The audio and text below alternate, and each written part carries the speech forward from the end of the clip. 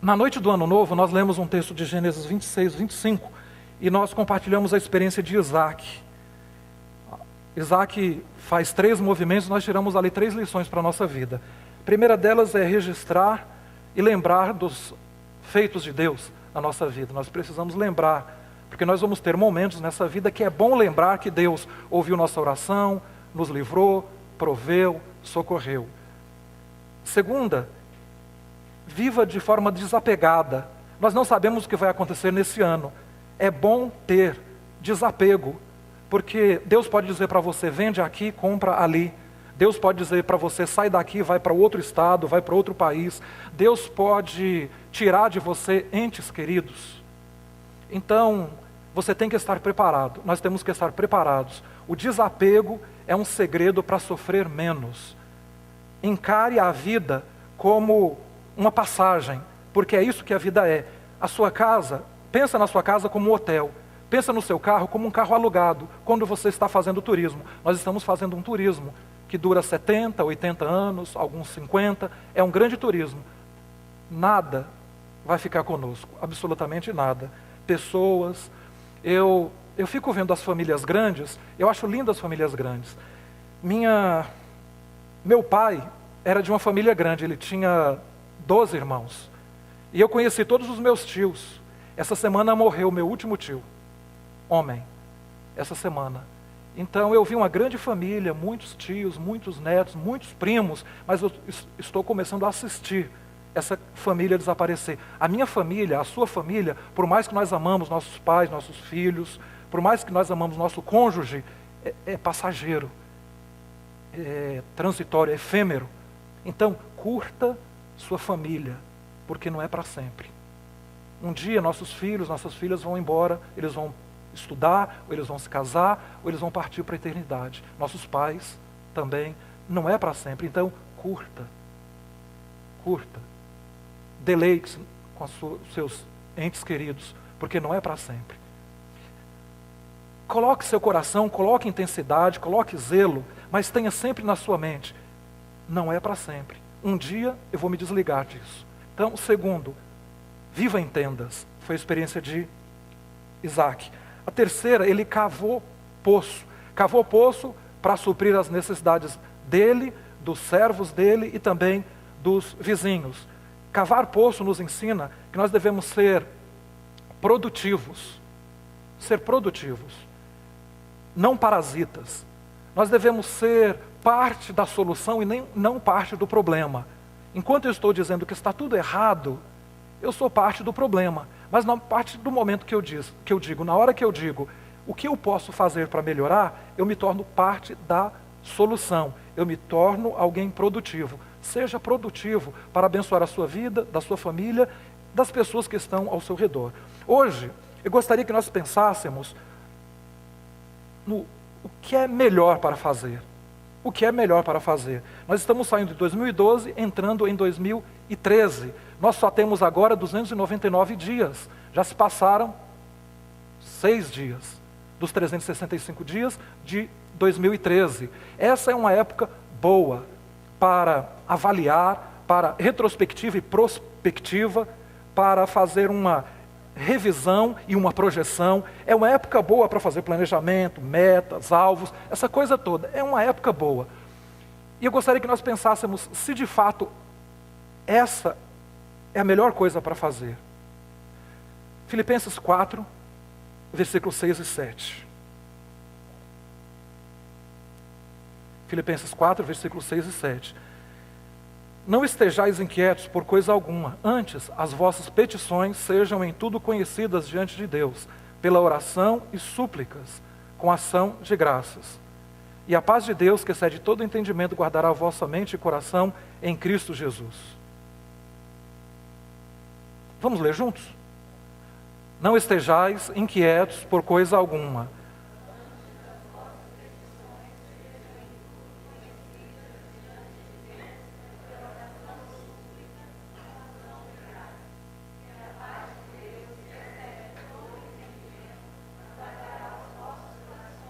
E os vossos.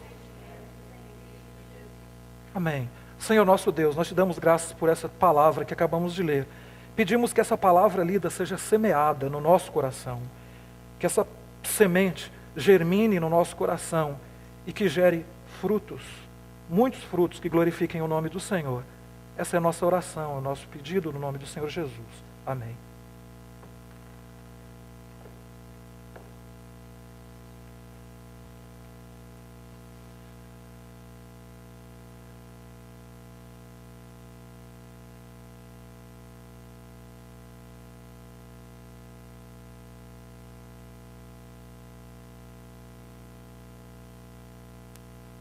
Alô? Ok.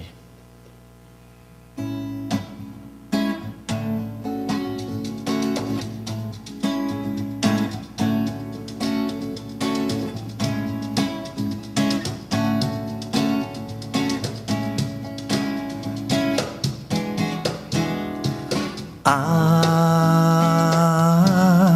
como é bom poder aos pés da cruz depositar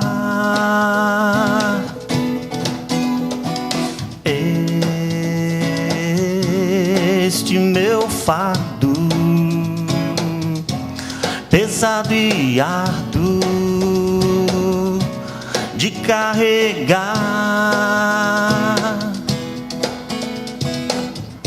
e não ter que viver ansioso de nada senão a Deus tudo levar em grata e súplice oração.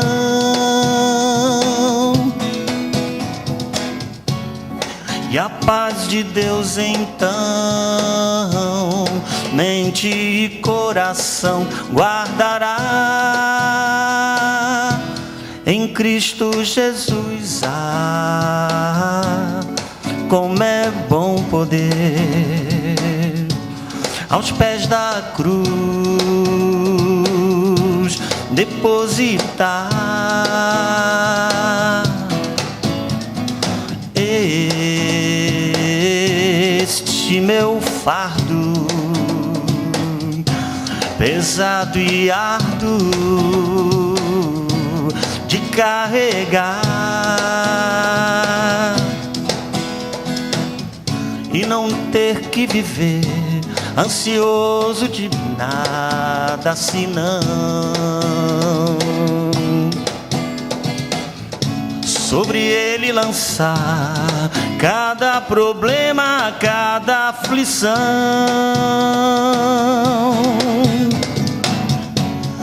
E a paz de Deus então,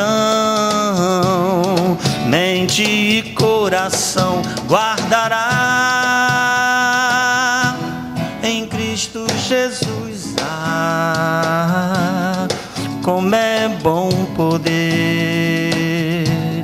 como é bom saber.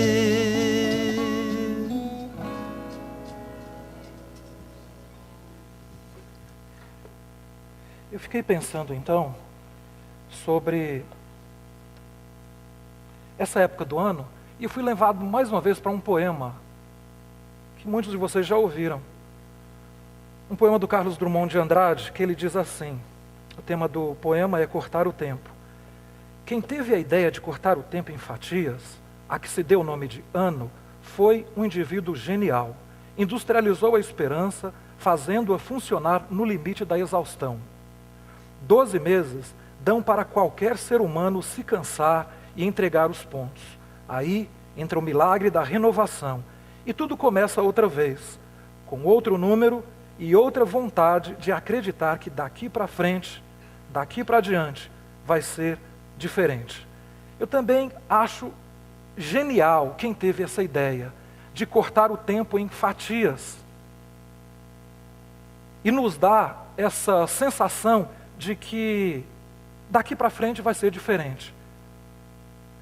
Possivelmente nós aqui paramos um pouco para pensar no ano 2012 para o ano 2013. E possivelmente você tenha chegado às mesmas conclusões na passagem de 2011 para 2012. que também não foi muito diferente de 2010 para 2011, que também não foi diferente de 2009 para 2010, que também não foi diferente dos anos anteriores. Nós avaliamos, nós fazemos retrospectiva, fazemos projeções, e nós vamos percebendo que nós fomos bons em uma área, fomos ruins em outras, nós melhoramos em uma área, nós pioramos em outras. Algumas coisas que nós fizemos, nós pensamos que ia dar certo, deu errado. Outras coisas nós pensávamos que ia dar errado, deu certo. Nós tomamos algumas decisões que foram frustradas, outras não foram frustradas, e assim foi o ano. E aí nós chegamos no final do ano, com um calendário novinho, acreditando na possibilidade de que daqui para frente pode ser tudo diferente. E aí os slogans, as propagandas são esses. Esse é o ano da virada. Ou esse é o ano da restituição. Ou esse é o ano da colheita. São as propagandas que aparecem por aí. Esse ano isso, esse ano aquilo, esse ano vai acontecer isso e aquilo.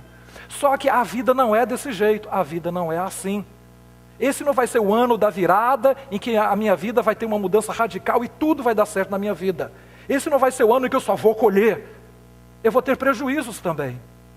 E por melhor que seja o ano tem momentos bons e tem momentos ruins. A ideia de fazer planejamento, ter metas, ter alvos, ter datas, é muito boa. É boa e nós encorajamos. Inclusive, quem não fez preencher os seus alvos no ano novo, tem formulários na recepção, você pode fazer para que nós possamos orar. É muito bom fazer planos, é muito bom ter metas, tudo isso é muito bom. É muito bom. Só que tem um detalhe, não funciona. Isso não funciona. Isso aí é autoajuda. Isso é uma autoajuda. Isso nos ajuda, nos força a uma disciplina. Só que não funciona. O que funciona está em Mateus 6,6. O que funciona é isso. Entra no teu quarto, tranca a porta e fala com teu pai. E o teu pai que te vê em secreto te recompensará. Quem vai te recompensar não é o fato de você fazer um planejamento bem feito, fazer alvos que sejam executáveis, lógicos, possíveis. O que vai fazer a sua vida funcionar é o Deus que te vê em secreto. Então, o melhor a fazer nessa época do ano é parar. Agora, não para fazer um balanço, mas entra no quarto. E esse quarto é figurado aqui. Jesus fala ali, entra no teu quarto, mas você pode ir caminhar, você pode pegar um caderno e conversar com Deus, mandar uma carta para Deus, faz igual o salmista, escreve lá os seus salmos, pede o que você quiser. O texto que nós acabamos de ler nos fala sobre não andem inquietos, não estejais ansiosos com o futuro, mas antes sejam conhecidas diante de Deus todas as suas petições, todas as suas necessidades, como pela oração e súplica com ações de graças. Como? Pela oração e súplica com ações de graças. É bom fazer meta, é bom fazer planejamento, tudo isso é muito bom, só que não é Bíblia, isso não é Bíblia. Me prova, me dá um personagem da Bíblia que planejou a vida e que chegou em determinado tempo, disse assim, olha, eu sou o que eu sou porque eu fui planejado desde pequenininho, eu fiz isso, e eu cheguei aonde eu estou. Um sujeito está sentado numa pedra e fala assim, eu vou ser o pai da fé. Ou então outro está sentado em uma pedra de frente para o mar em Jope e diz assim, eu vou ser apedrejado, eu vou ser chicoteado, toda vez que eu entrar no navio, o navio vai afundar, eu vou ser o grande apóstolo Paulo. Ou então, eu já sei, eu sou um menino pobre, simples, mas eu vou ser o rei de Israel. Prova para mim, mostra para mim alguém que planejou a vida, que colocou metas, alvos, que foi alcançando e chegou a ser quem se tornou. Os grandes nomes que nós conhecemos na Bíblia. Mostra para mim, prova que existe essa pessoa. Não existe. E fora da Bíblia, os modernos, mostra para mim. Será que um dia uma pessoa, um jovem pastor, disse assim, olha, eu vou estar falando em frente ao Lincoln Memorial, eu vou levar um tiro no pescoço e vou me tornar Martin Luther King Jr. Ou então, eu vou me tornar o príncipe dos pregadores, Charles Spurgeon. Eu vou me tornar John Wesley, Jonathan Edwards. Eu vou me tornar... Nenhum deles planejou a vida deles. Nenhum deles quis ser um nome na história, nem Martin Luther King nunca pensou, eu vou ser a única pessoa que vai ter o nome no calendário americano. Nenhum presidente da república, nenhuma celebridade da história tem o nome no calendário. Só Martin Luther King Jr. Ele planejou? Ele não planejou, ninguém planejou. E tem mais, eu duvido, se você perguntar para quem está aí ao seu redor, perto de você, nesse ambiente aqui, você é o que você é hoje, porque você planejou a sua vida, tudo foi planejado, seu pai, sua mãe, e você hoje é quem você é, porque a sua vida foi planejada? Foi isso que aconteceu? Várias coisas deram errado. Vocês iam numa direção, acabou chegando em outra. Muitos nunca imaginaram que estaria hoje aqui nesse lugar, sentado, com a vida que você tem, casado com quem você está casado, ou filho de quem você, pai de quem você é, fazendo o que você faz. A nossa vida não é desse jeito. É bom fazer planos, é bom ter metas, é bom ter... tudo isso é bom, só que não funciona se Deus não colocar a mão. Portanto, agora, nessa época do ano, pelo amor de Deus, o meu pedido, a melhor coisa a fazer, o melhor a fazer é, entra no teu quarto. Mateus 6, versículo 6, entra no teu quarto, tranca a porta e fala com Deus. Fala com Deus. Pessoas estão perguntando para mim o que eu faço em relação a isso e aquilo. O que eu quero dizer para todos é, entra no teu quarto, tranca a porta e o teu pai que te vê em secreto te recompensará. Entra no teu quarto e fala com Deus, conversa com Ele, conversa tudo com Ele. Conversa as suas frustrações, conversa as suas ansiedades, conversa as suas necessidades, fala com Deus, tudo isso, sabe para quê? Para o que está no versículo 7, e a paz de Deus que excede todo entendimento, guardará a tua mente e o teu coração em Cristo Jesus. Guardará a tua mente, os teus sentimentos e o teu coração em Cristo Jesus. Nós não temos controle absoluto sobre a vida. A vida nos reserva muitas surpresas, e por causa das nossas decisões, por causa dos desafios que temos, nós precisamos ter essa paz que excede todo entendimento no nosso coração. Então, por maior que seja nossa capacidade de planejamento, nós não vamos lograr êxito nenhum se Deus não estender a mão para nos abençoar. E por que eu digo que a melhor coisa a fazer agora é entrar no quarto, trancar e falar com Deus? Por 3 motivos, e eu vou tentar ser o mais rápido possível nesse primeiro encontro do ano. Primeiro motivo é que o seu critério, o meu critério para julgamento não é confiável. Nosso coração não é confiável. Nosso mundo interior não é confiável. O nosso coração é enganoso e desesperadamente corrupto. Nosso tribunal da consciência, nosso tribunal interior é falível, não é confiável. O que é bom e o que é ruim, o que foi bom em 2012, o que foi ruim em 2012, isso é muito relativo. O que foi de bom que aconteceu com você em 2012? Você pode dizer, eu me casei. Isso é bom ou é ruim? Depende, não sei. Só o tempo vai dizer. Eu tive filho em 2012. Isso é bom ou é ruim? Não sei. Depende. Só o tempo vai dizer. Eu mudei de emprego. Isso é bom ou é ruim? Eu também não sei. Depende. No dia 18, eu saí da minha casa para ir para o Haiti. Dia 18. Eu fui para o aeroporto e o meu plano, o meu projeto, tudo estava certo para eu embarcar e ir para o Haiti dia 18. Só que eu não fui para o Haiti. Eu fui para o aeroporto, mas eu só cheguei no Haiti no dia 19.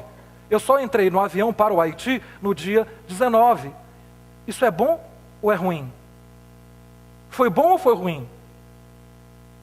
Não sei.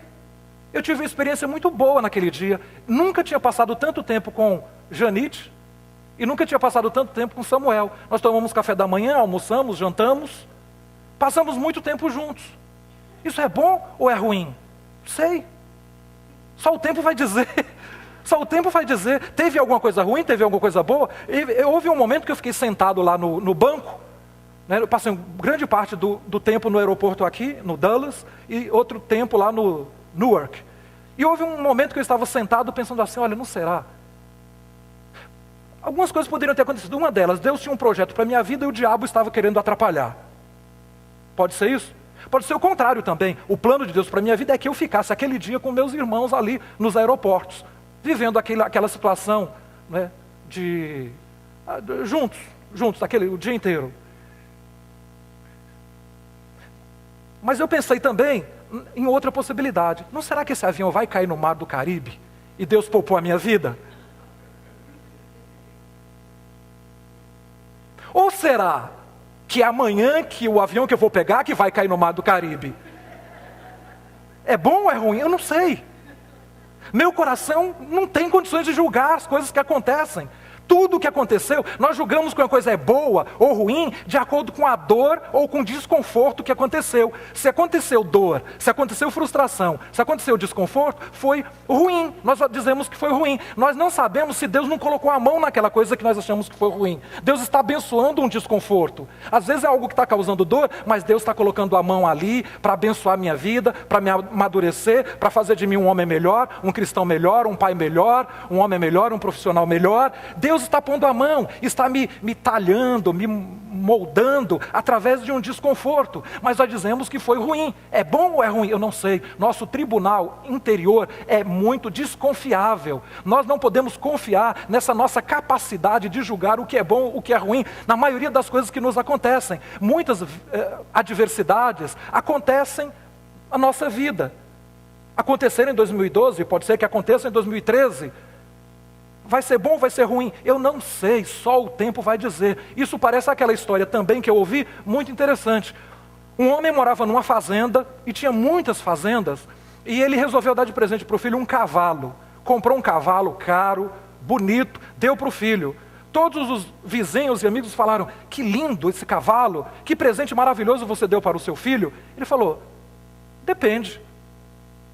Não sei se é maravilhoso. Pode ser que sim, pode ser que não, só o tempo vai dizer.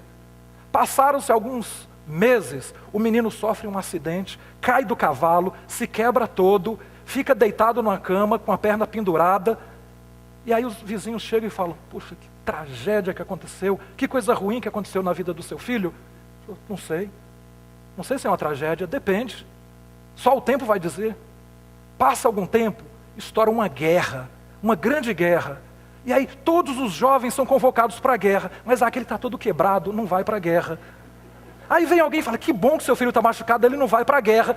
Não sei se é bom, não sei se é ruim, só o tempo vai dizer.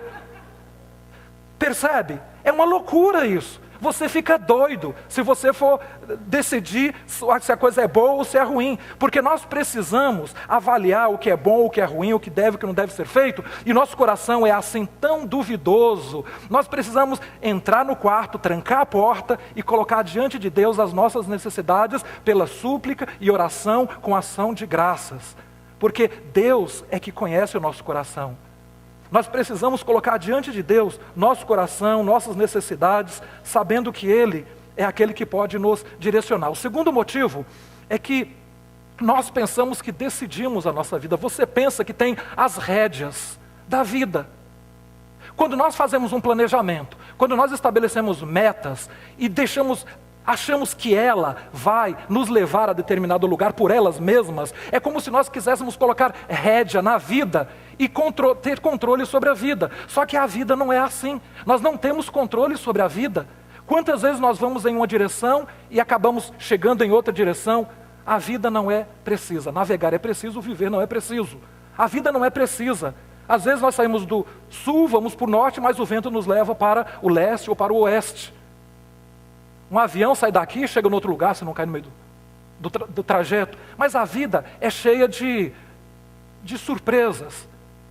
Muitas coisas acontecem na minha vida e na sua vida e você não imaginava. Nós não imaginamos o que acontece, o que vai acontecer. Eu realmente, quando eu paro para pensar quem eu era quando era menino e agora, com meio século de vida, eu percebo que eu não tive controle sobre a minha vida. Muitas vezes eu quis ir para uma direção, mas eu fui levado para outra direção.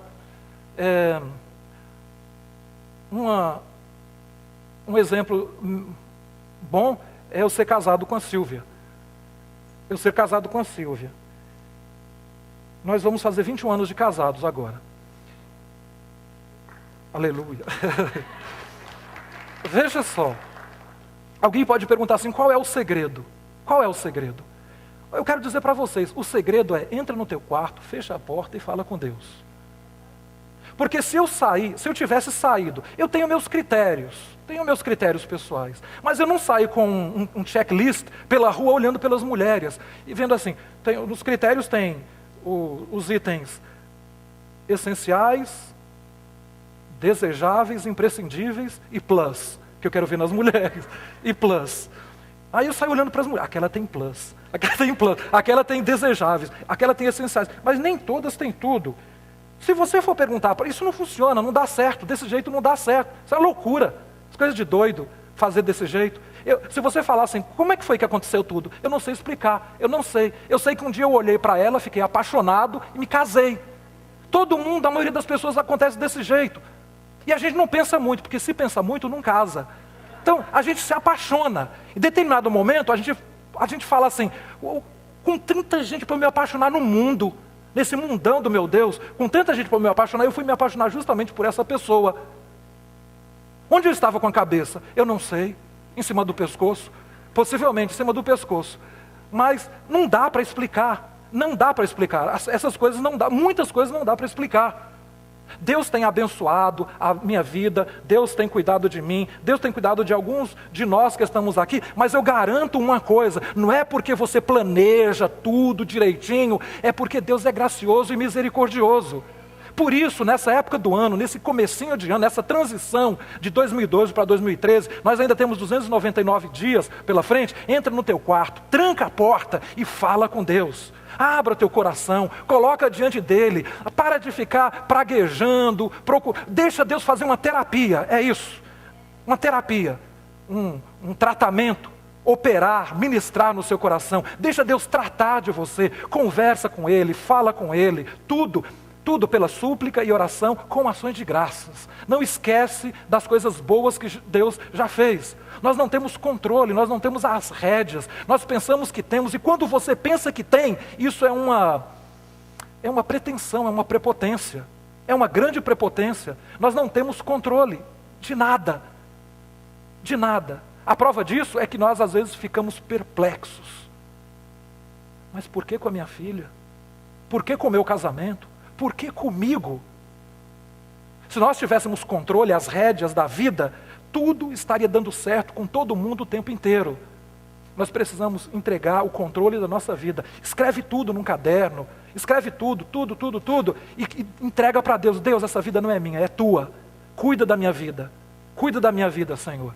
Cuida dos meus filhos, cuida dos meus sentimentos, cuida dos meus pais, cuida dos meus amigos, cuida do meu trabalho, cuida de tudo, Senhor. Essa vida não é minha, essa vida pertence ao Senhor. Escreve num papel, ou caminhando, vai conversando com Deus, e no final diga assim, Senhor, essa vida é tua, não é minha.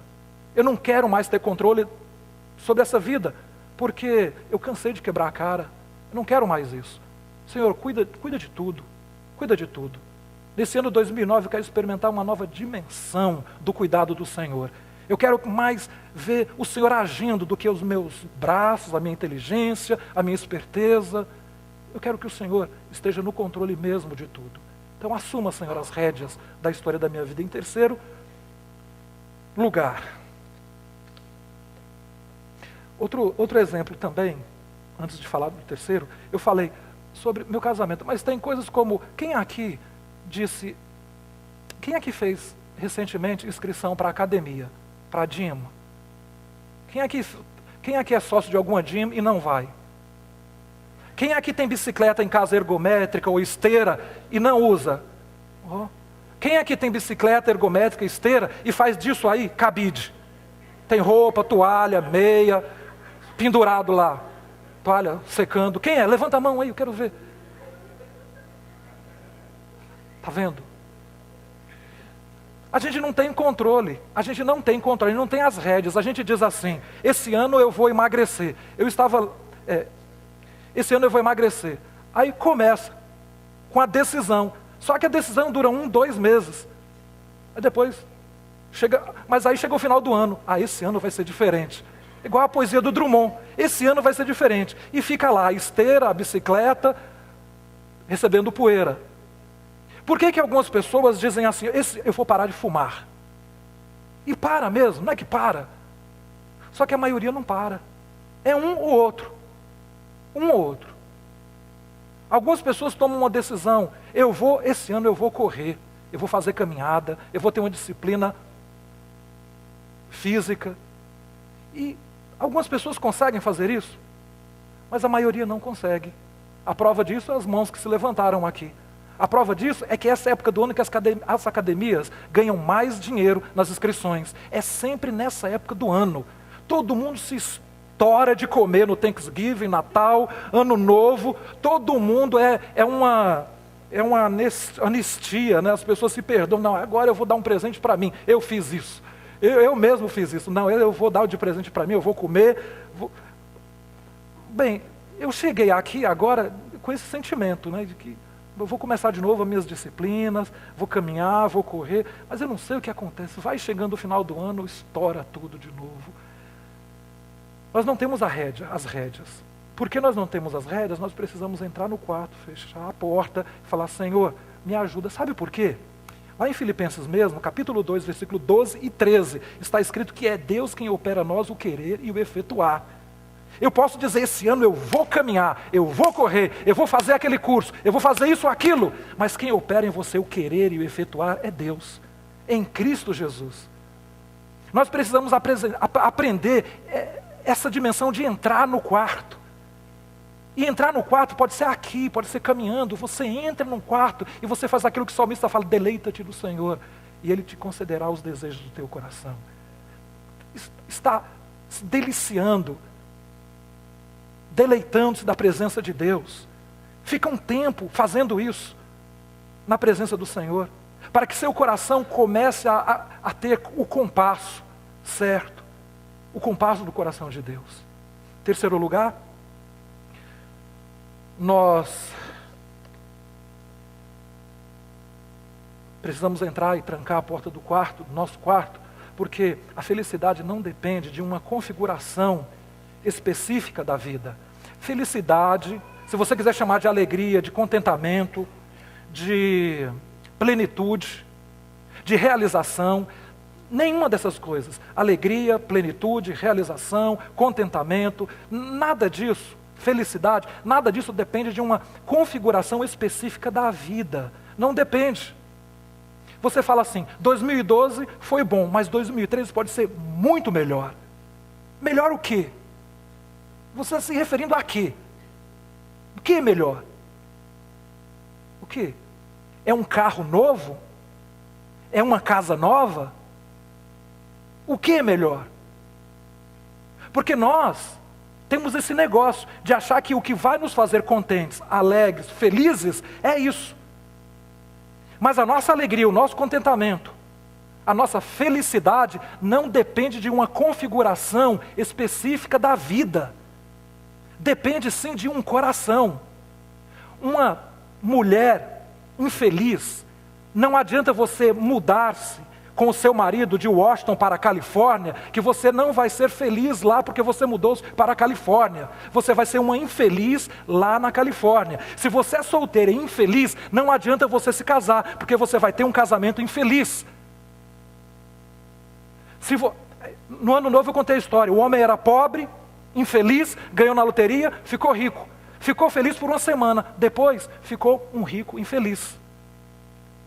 A felicidade e a infelicidade não dependem de uma circunstância externa. Sair do basement e chegar aqui no santuário, isso não vai nos fazer felizes? Não. Provérbios, capítulo 15, versículo 13, está escrito que o coração alegre formoseia o rosto. É o coração alegre que formoseia o rosto. Infeliz no basement, infeliz aqui. Não é um rosto bonito que alegra o coração. Não é um lugar bonito que vai nos fazer felizes. A nossa alegria, a nossa felicidade está aqui dentro, está dentro do coração. Nós precisamos, sim, de alguém que possa cuidar do nosso coração. Alguém que possa tratar do nosso coração. O Salomão, quando disse isso, estava muito certo. Nós precisamos deixar que Deus trate, cuide do nosso coração. Porque nós o tempo inteiro estamos dizendo isso. Quantos de vocês não já viveram essa experiência? Quantos pensaram assim, se eu for para lá, vai ser tão bom, eu vou ficar tão alegre, tão feliz. Aí você foi e ficou mesmo, só que passou. Quem já viveu isso aí? Levanta a mão. Quem é que pensou? Quem é que queria muito ficar grávida? E quem depois achou ruim? Quem é que era solteiro e queria casar? E quem é que depois de casa falou assim, onde é que eu estava com a cabeça? Quem é que estava no Brasil e queria muito morar na América? Quem é que está na América e pensa na possibilidade de morar no Brasil? Que bom se eu estivesse no Brasil. Aí está vendo como é que é? É desse jeito. É desse jeito. Não adianta mudar de lugar, a alegria está dentro de você. Se você volta para o Brasil, você vai ser infeliz lá. Se você ficar aqui, você fica infeliz aqui. O problema não é o país, o problema é o seu coração. Você tem que pedir para Deus, me dá um novo coração. Não é uma pessoa nova na sua vida que vai fazer de você um homem ou uma mulher feliz. Você precisa, assim, não é uma pessoa de carne e osso, é uma pessoa, Jesus de Nazaré, o Filho do Deus vivo. Você precisa experimentar a dimensão do relacionamento pessoal com Jesus. Isso é muito mais do que fazer parte de qualquer igreja, de qualquer religião. É um relacionamento íntimo com Jesus. E o relacionamento íntimo com Jesus não acontece agora aqui. Sabe onde é que acontece? No quarto, com a porta trancada, falando com Deus. E o teu Pai que te vê em secreto te recompensará. O Pai que vê a atitude do seu coração. Essa atitude quando ninguém está me vendo. Porque ser religioso, estar aqui, ter boas maneiras, politicamente correto, isso não é complicado, isso não é difícil. Agora, você acha que Deus está pedindo isso para mim e para você? É claro que não. O que Deus está pedindo para nós é um relacionamento de filho e de pai. Um relacionamento de amor. Como que isso acontece? Mateus 6, versículo 6. Entra no teu quarto, fecha a porta e fala com Deus, e o teu Pai, que te vê em secreto, te recompensará. Se o teu coração estiver aflito, preocupado com o futuro, o melhor a fazer é isso. Tem um hino antigo, não sei quantos de vocês cantaram esse hino, que dizia assim, ó que passo perdemos sempre, ó que dor no coração, só porque nós não levamos tudo a Deus em oração. Quem é que lembra dessa música? Ó que passo perdemos sempre, ó que dor no coração, só porque nós não levamos tudo a Deus em oração. É isso que o apóstolo Paulo nos fala hoje em Filipenses. Sejam conhecidas de Deus todas as nossas petições. Ó, porque nós não levamos tudo a Deus em oração. Tudo a Deus. Ó, que paz perdemos sempre. Quantas vezes nosso coração poderia estar mais pacificado? Mas ele fica inquieto, ansioso, angustiado, só porque nós não levamos tudo a Deus em oração. E o maior exemplo que nós temos disso é o próprio Senhor Jesus. Ele estava angustiado. E Lucas, capítulo 22, versículo 44, está escrito assim, que posto em agonia, orava mais, intensamente. Posto em agonia, orava mais intensamente. Jesus estava em agonia. E quando ele estava em agonia, o que ele fazia? Ele entrava no quarto, falava com Deus. Quando ele disse isso em Lucas 22, versículo 39, 40, 41, ele estava vivendo a seguinte situação. Ele estava com o coração angustiado, aí ele fala para os discípulos assim, fiquem aqui orando que eu vou me retirar para orar. Ele vai para o Monte das Oliveiras. E lá ele fala com Deus, ele falou, Senhor, se o Senhor tem um plano B, essa é a hora. A sombra da morte está muito densa. Eu acho que eu não vou aguentar. Senhor, passa de mim esse cálice. E a Bíblia fala que ele orou 3 vezes. O Senhor Jesus orou 3 vezes. E em seguida vieram anjos e o serviram ali naquele lugar. E aí ele sai, pronto para enfrentar a cruz. Encontra com os discípulos, dormindo. dá uma bronca e vai enfrentar a cruz. Só que daqui a algum tempo ele está pendurado lá na cruz e ele entra em agonia de novo. E aí ele grita: Deus meu, por que me desamparaste? E tendo dito isto, expirou, morreu. Jesus vive esse ciclo: angústia, sala, quarto de oração e paz. Angústia. Entra no quarto, fala com Deus. Deus dá a paz que excede todo o entendimento. Isso acontece comigo e com você também. Quando seu coração estiver aflito, ansioso, o melhor a fazer, entra no teu quarto, tranca a porta, fala com Deus. E a paz de Deus, que excede todo o entendimento, guardará sua mente e coração em Cristo Jesus. O meu desejo, se você perguntar como é que vai ser o ano 2013, eu não sei, eu não sou vidente. Agora, uma coisa eu sei: primeiro, o seu coração não é de confiança. Segundo, nós não temos controle sobre a nossa vida. E, em terceiro e último lugar, a nossa alegria não depende de uma configuração específica da vida. Isso eu sei. O coração não é confiável, nosso coração não é confiável, não temos controle sobre a nossa vida e a nossa alegria não depende de absolutamente nenhuma circunstância. Depende do nosso coração, do que Deus está fazendo no nosso coração. A minha oração é que, seja lá o que aconteceu em 2012, ou seja lá o que vai acontecer em 2013, que você possa experimentar a paz de Deus que excede todo o entendimento. É minha oração, é o meu desejo, e aguarde, nos próximos dias você vai receber uma informação a respeito de um movimento de oração que nós vamos ter agora no mês de janeiro. A melhor maneira para nós começarmos o ano, como indivíduo, como família e como igreja, é assim: nos recolhendo na presença do Senhor. Que Deus te abençoe, que a paz que excede todo o entendimento